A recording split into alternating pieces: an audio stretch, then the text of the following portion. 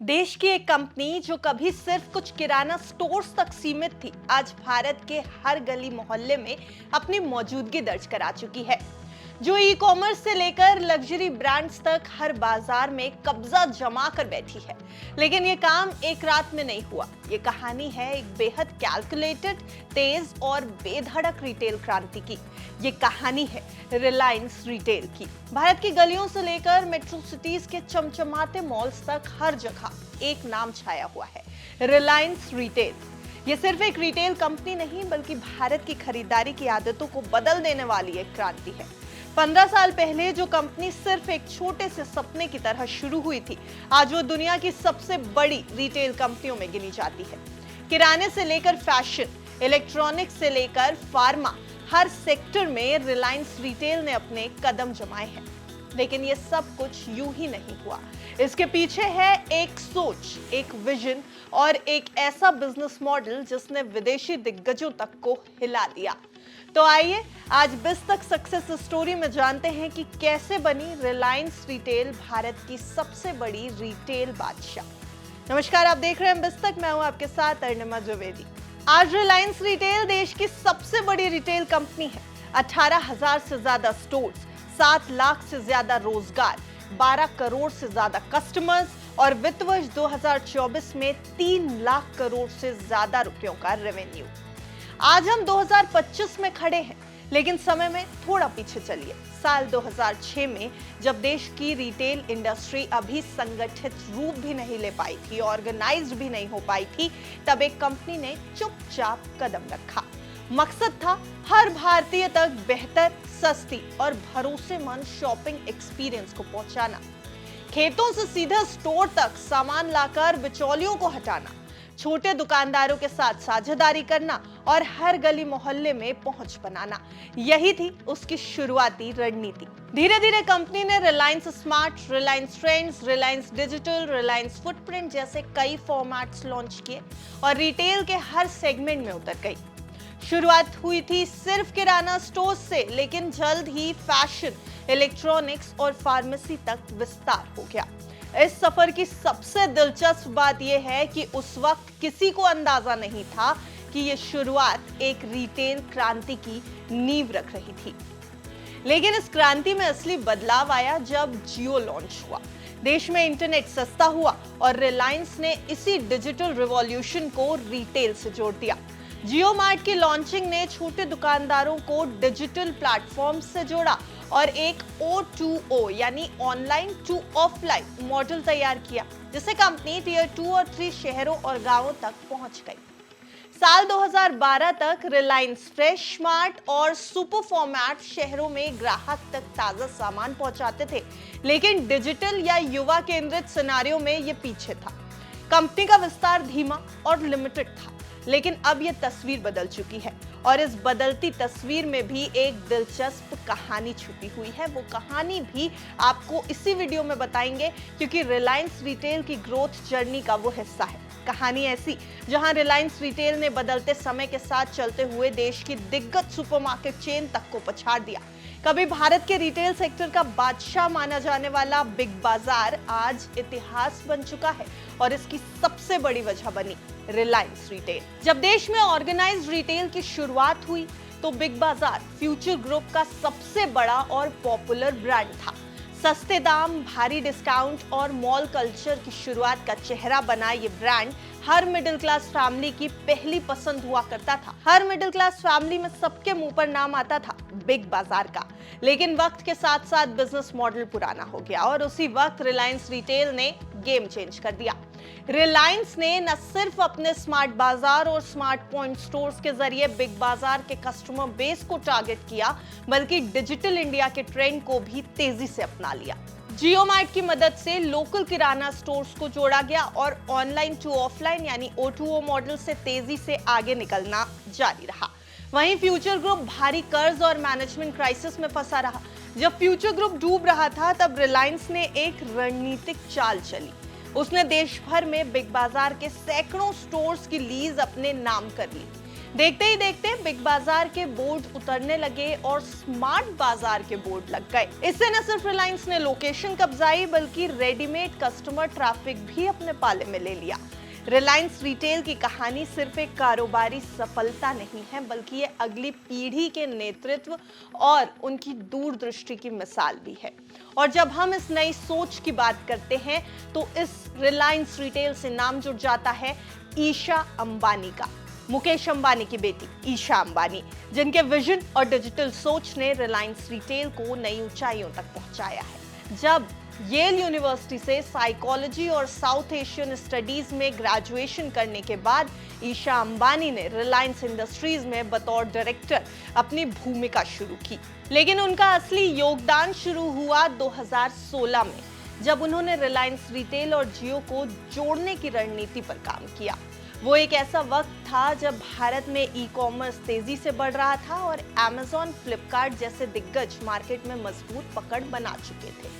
लेकिन ईशा अंबानी की सोच अलग थी। अंबानी ग्रुप में अब तक इतनी फ्रेश सोच पहली बार ईशा अंबानी के जरिए आई थी। उन्होंने महसूस किया कि भारत को एक घरेलू डिजिटल रिटेल मॉडल की जरूरत है जो ऑफलाइन और ऑनलाइन दोनों को जोड़ सके। रिलायंस रिटेल की ग्रोथ में सबसे बड़ा फैक्टर अगर एक लाइन में कहा जाए तो वो ही था O2O मॉडल, जिसके जरिए पूरे भारत में एक मजबूत और गहराई तक फैला हाइब्रिड नेटवर्क खड़ा किया गया।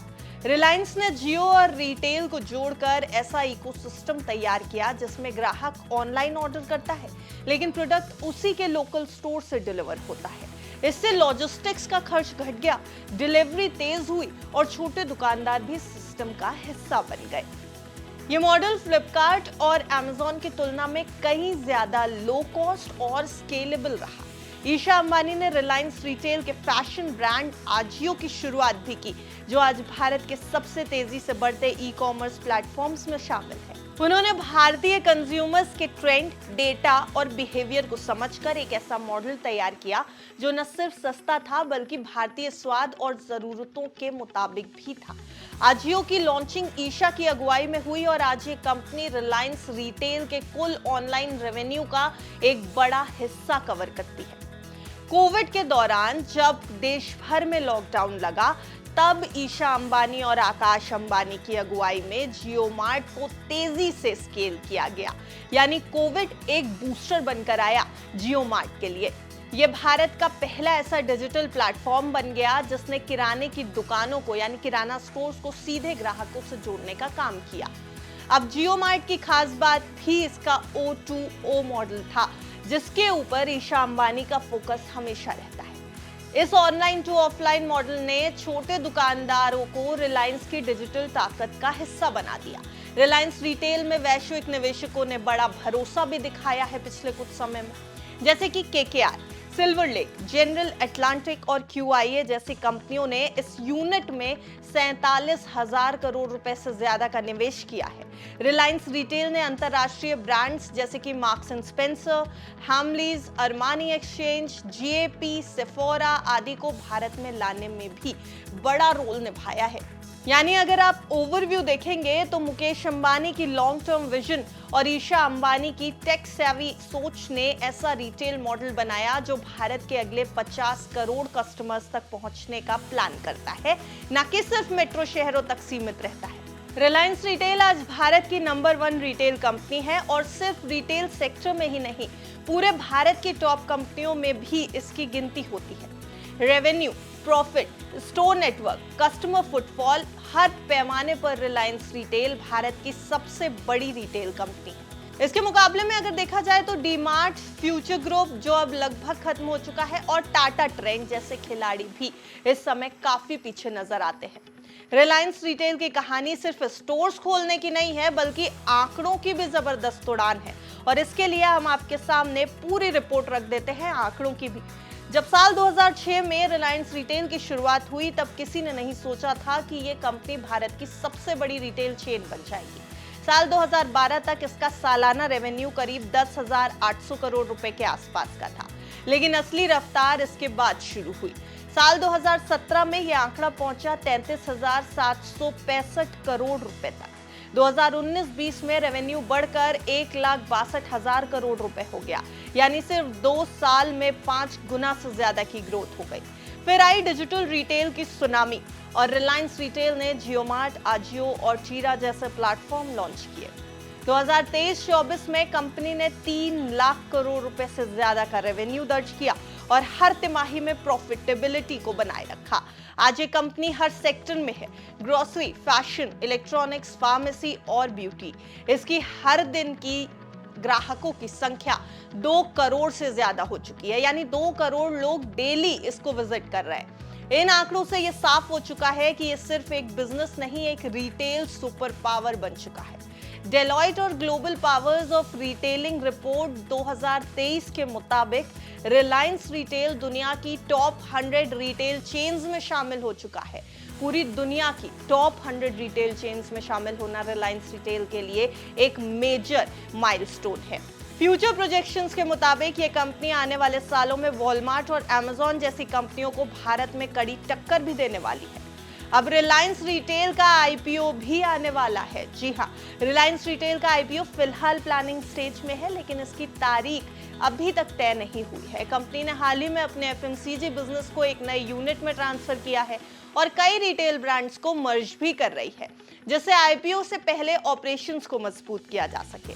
अब रिपोर्ट्स की अगर माने तो रिलायंस रिटेल का आईपीओ 2025 के बाद ही आने की संभावना है, क्योंकि पहले जियो का आईपीओ लाया जाएगा। फिलहाल कंपनी प्रॉफिटेबिलिटी बढ़ाने, खर्च कम करने और बिजनेस को रीस्ट्रक्चर करने में लगी हुई है, जिससे आईपीओ से पहले वैल्यूएशंस को और भी ज्यादा बेहतर किया जा सके। रिलायंस रिटेल ने सिर्फ सामान नहीं बेचा, उन्होंने भारत की रिटेल आदतों को बदल डाला है। टेक स्केल और स्ट्रैटेजी के जरिए कंपनी आज दुनिया की टॉप रिटेल कंपनियों में शामिल है और ये तो सिर्फ शुरुआत है। रिलायंस रिटेल की कहानी ये दिखा रही है कि जहां पर बात होने लगती है नेपोटिज्म की, वहां पर ईशा अंबानी जैसे भी कुछ युवा हैं जो अपने परिवार की, अपने फैमिली की बिजनेस लेगेसी को अपनी नई सोच और नए विजन के जरिए एक नए मुकाम तक लेकर जा सकते हैं। ईशा अंबानी की सोच बदली और रिलायंस रिटेल का समय बदल गया। रिलायंस रिटेल आज देश की दिग्गज रिटेल कंपनियों में से एक है और देश की टॉप कंपनीज में भी इसका नाम आता है। खैर, रिलायंस रिटेल की जर्नी तो अभी हाल ही के सालों में शुरू हुई है और उम्मीद यही है कि आने वाले समय में इसकी ग्रोथ स्टोरी और भी ज्यादा तेजी से बढ़ेगी। वैसे आपका क्या कुछ कहना है हमारे इस वीडियो रिपोर्ट पर और रिलायंस रिटेल की इस जर्नी पर, हमें कमेंट सेक्शन में जरूर बताइएगा। बिजतक की सक्सेस स्टोरीज के जरिए आप किसी पर्टिकुलर कंपनी या किसी ऐसी शख्सियत के बारे में जानना चाहते हैं जिसने आपको भी प्रेरित किया है और बिजनेस जगत में अपना एक नया नाम बनाया है, तो वो भी हमें कमेंट में जरूर लिखकर भेजिएगा। देखते रहिए बिजतक।